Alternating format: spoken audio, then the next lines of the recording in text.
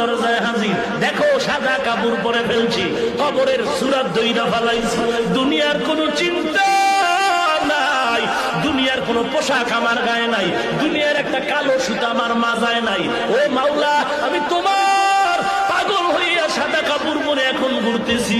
আল্লাহ ডাক দিয়া কয়, একবার তুই সফায় দৌড়া, আর একবার মারওয়ায় দৌড়াবি, আবার আমার অর্ডারে বান্দা মিনা মুজদালিফায় যাবি, আরাফার ময়দানে যাবি। তুই যদি যুক্তি দিয়া কও কাবার ঘরে নামাজ পড়লে 1 রাকাতে 1 লক্ষ, কিন্তু মিনায় গেলে মিনায় ময়দানে নামাজ পড়লে 1 রাকাতে 2 রাকাতেরও সওয়াব নাই, আরাফার ময়দানে 1 রাকাত নামাজ পড়লে 2 রাকাত নামাজেরও সওয়াব নাই, তাহলে ওখানে বইরা লাভ কি? আমি মক্কায় বয়া বয়া আল্লাহর সাথে লাইন লাগাই।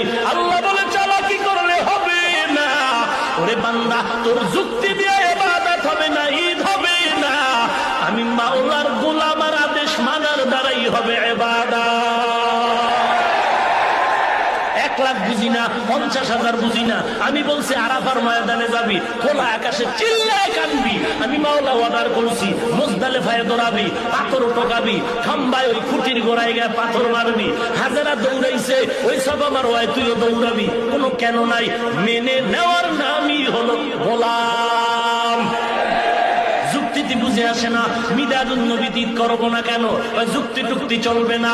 মুসলিম শরীফ বলে নবী মিলাদুন নবীতে রেখেছেন রোজা। ওমর বলে মুসলমানের ঈদ হবে আল্লাহর সিদ্ধান্তে, নবীর পরামর্শে, বিবেক দিয়া হবে না। কথা বুঝলেননি? এবং ঈদের পেছনে থাকবে ইবাদত। কি থাকবে? ঘুমের থেকে উঠাই গলায় ফুল লইয়া স্লোগান দিলে এটা ঈদ হবে না। পেছনে থাকবে ইবাদত। তোমার দাড়ি নাই, তোমার টুপি নাই, সুদের টাকায় ব্যবসা, জবানে আছে গালি, নারী পুরুষ বেপরদা, এটা কিসের ইবাদত? এগুলো রাসূল আদর্শ জবাই করার ইবাদত